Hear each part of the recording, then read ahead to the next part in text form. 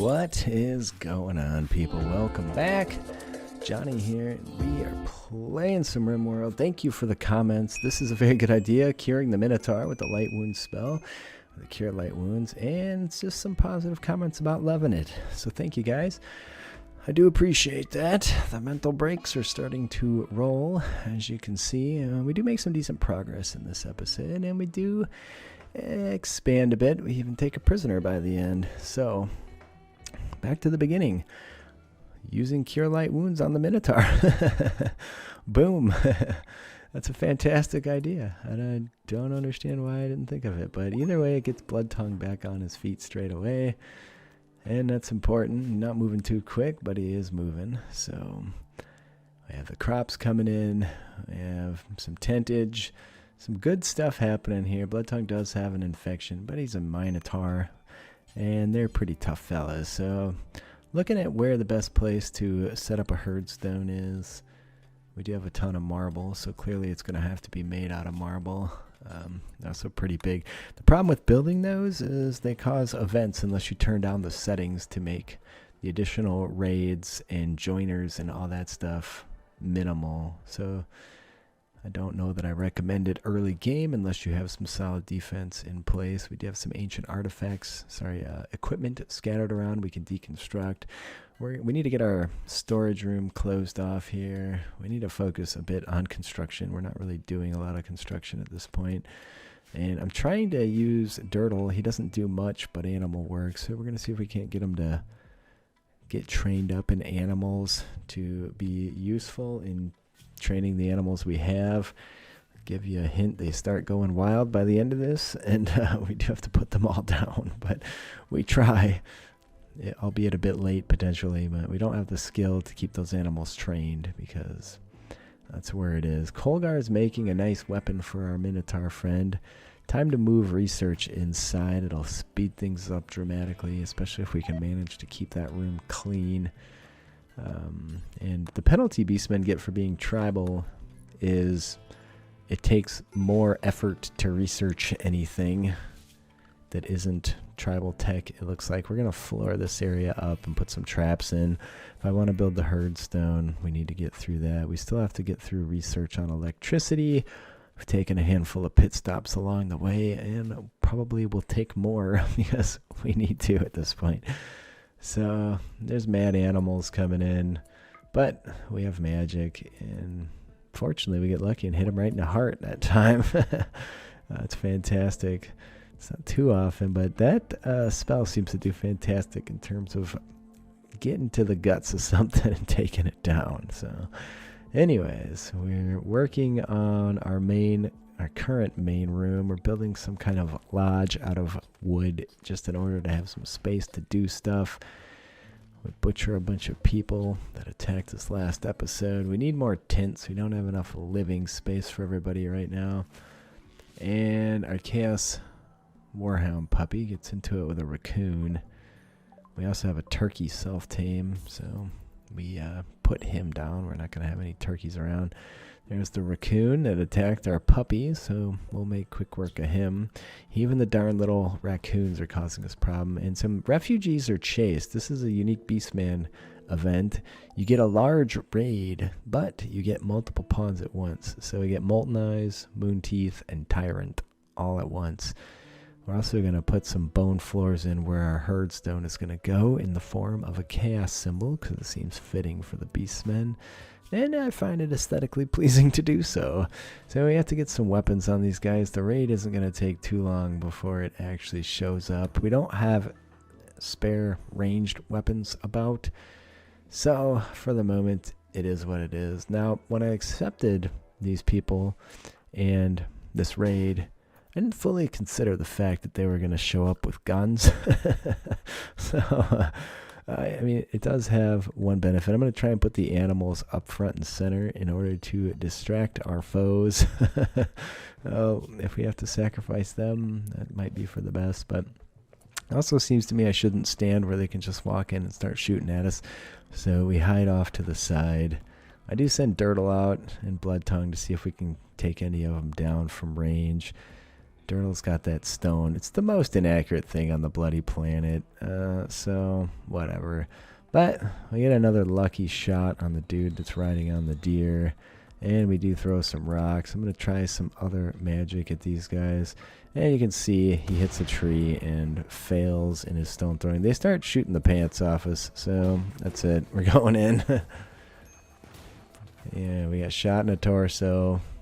Dirtle better get himself inside too. He's getting lit up pretty good. So, yeah, we need to get all of our melee people down and ready to strike. We're going to use Dirtle's Shalia's Light spell straight away to cure the wounds they've already taken. And we'll get on with it from there. So it's time to start punching people anyways.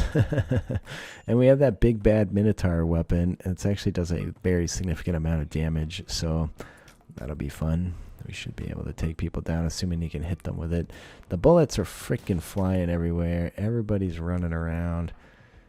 Fortunately, we managed to take out a few of them on the way in. So I think that's going to ease this problem. I was hoping to take them all down. We could really use a lot of these ranged weapons. And yeah, it would be very nice not to have to be shooting bows at people that were shooting guns at us. Blood Tongue is lighting up pots. Tyrant is kicking some ass on Calvin. And our melee folks otherwise are teaming up, doing what damage they can. The bullets are just flying. Actually, the friendly fire is flying too. Gygax is taking shots in the back from the Ungor bowmen. Need to get these guys dropped because, again, really want their weapons. So, let's see if we can stay focused on that. We need to stop the friendly fire from the Ungors. It's about as frustrating as it gets. I know they have crappy bows. They're shooting through very large human targets. One of the people stands up and immediately gets shot to death. I have a bunch of Ungors running away. We're going to tell everybody to go into attack mode instead of flee mode. Tyrant wandering around. He's on a mental break. He's infected, or sick at least, with the flu, which strikes. He is a Beastman. He should recover okay. Moonteeth starts insulting him at that point. Most people, except for one of the Ungors, are making quick recovery from the flu. By people, I mean Beastmen.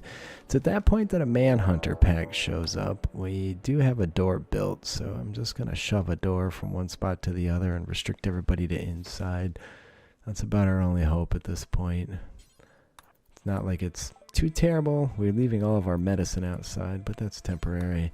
These phoenixes, I don't think we really want big fire explosions in a forest inside of our area. This is why I built the exterior walls out of stone. I do have to replace the exterior doors, many of which were made out of wood, but as you can see, nobody's really too concerned with the fact that there's 3 phoenix flying around outside.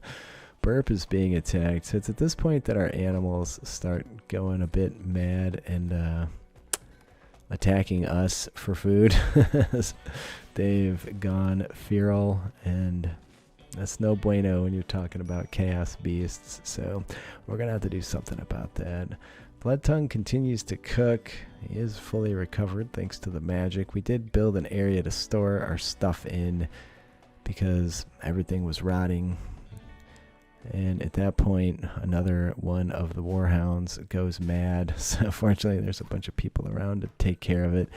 And I decide we're just going to have to put all the animals down. This is getting out of hand. Our own people have been attacked by our critters 3 or 4 times now, and it's too much. You can see they're working on the bone floors down there in the south.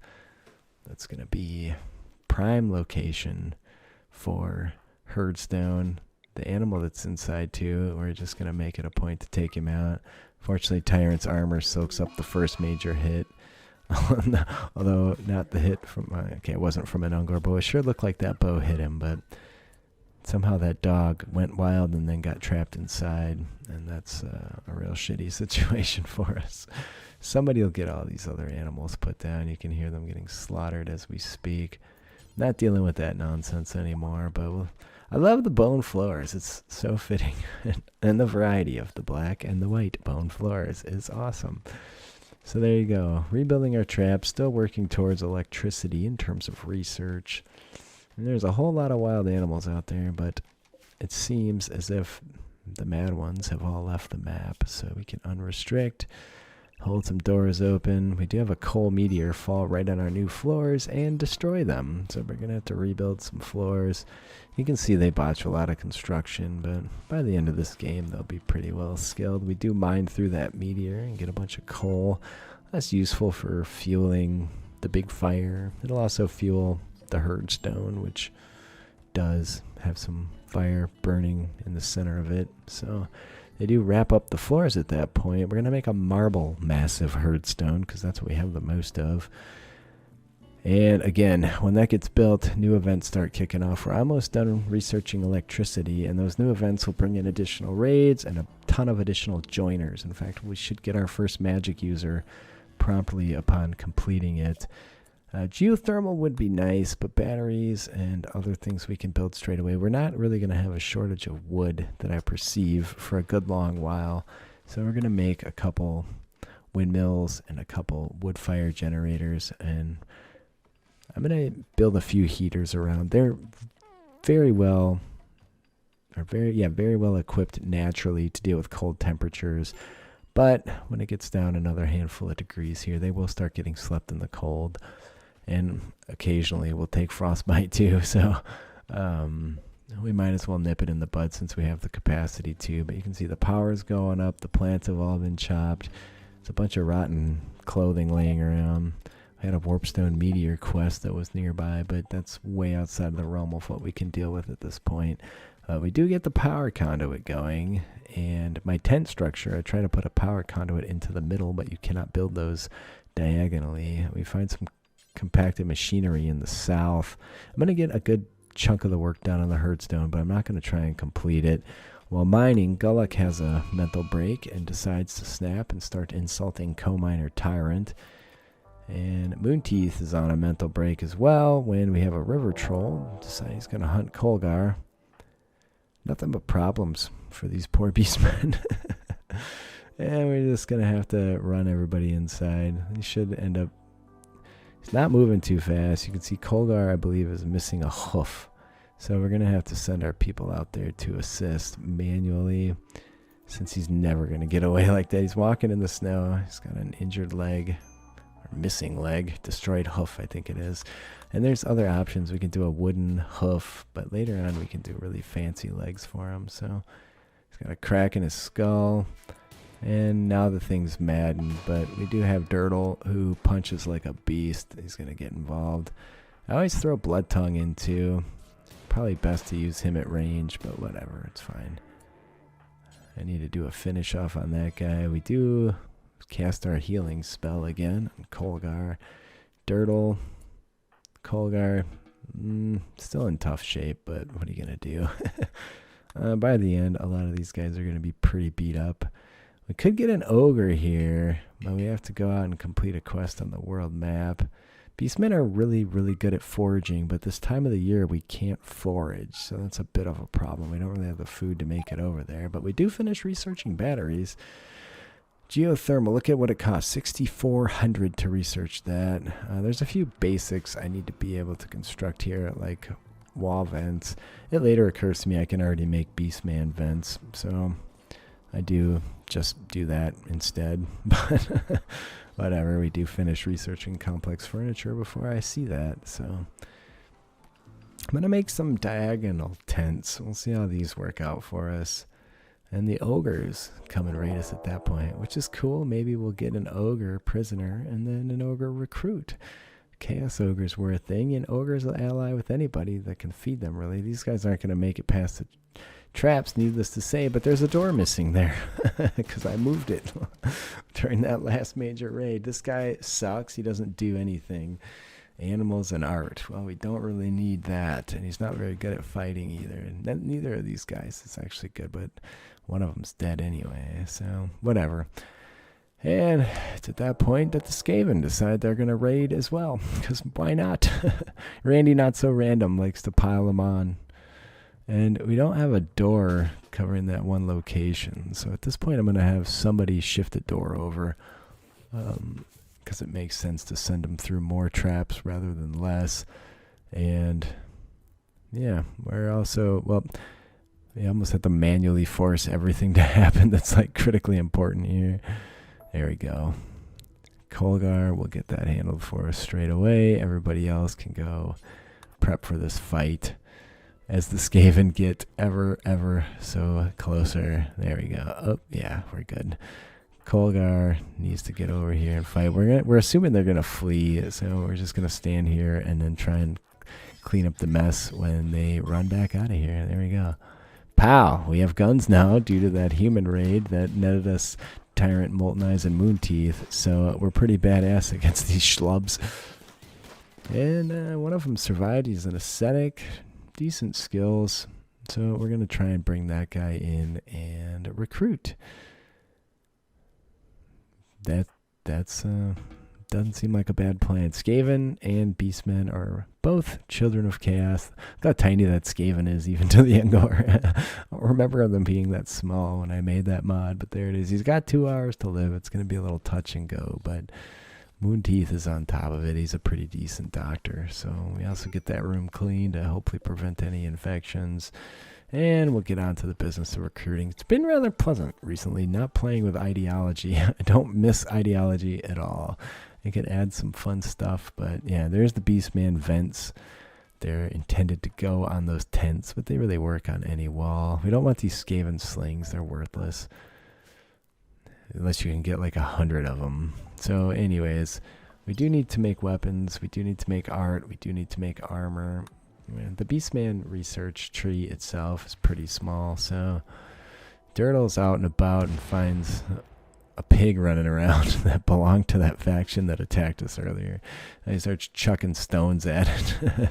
You can see that Molten Eyes there put on some ogre pants, and no one's supposed to wear ogre pants, so I just made a note about it. I make them take them off so I don't have to look at that pink square, and I just gotta fix the ogre mod and make sure nobody can wear ogre pants. So some of these other mods, like I have anyone can beast man active in this playthrough, and that also screws with the Beastman apparel and pretty much just lets them wear everything, even if, you know, there is no clothing image for the body type that pawn has. Also, some things look weird for that reason.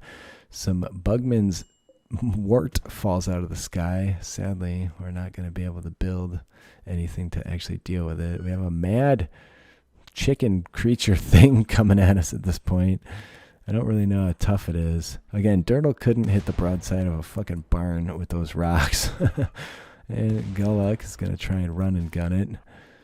And he better do so quick. And there's a magical delivery at that point. It's a Stymphalian bird. And I don't really know anything about them other than nothing, because there's no description on it, really, if you go look at the information panel on it. Gulluk's charging it, but he's got a very short-range ogre pistol, and it's way faster than him. I will not forget about the magical delivery. This time it's actually brined meat, which if we had gotten into Beastman smoking, we could turn that into smoked meat, but we have not. At some point, we will have a massive undertaking in that, and it's also a Tuskor at that point hunting Molten Eyes. It's not one of ours, it's a wild Tuskor, but we do have Molten Eyes and Blood Tongue nearby, so we just get those guys ready and hope to God we don't lose the guy. But with the Beastmen, you can't really get too attached to your pawns. There we go. Tuskor Revenge, Tuskor Flattened. Whole lot of missing. Moving right along. And there's a party on at that point as well. Our diagonal tents are done. It was hard to squeak a door in there sensibly and have it maintain temperature inside, but I believe I succeeded. Do some floors, get some lights and some proper Beastman cots in there. I think as a part of this game, I'm going to make a double cot and release that. I don't have any double beds for Beastmen right now. There is some mineable saltpeter that falls in the form of a meteor at that point.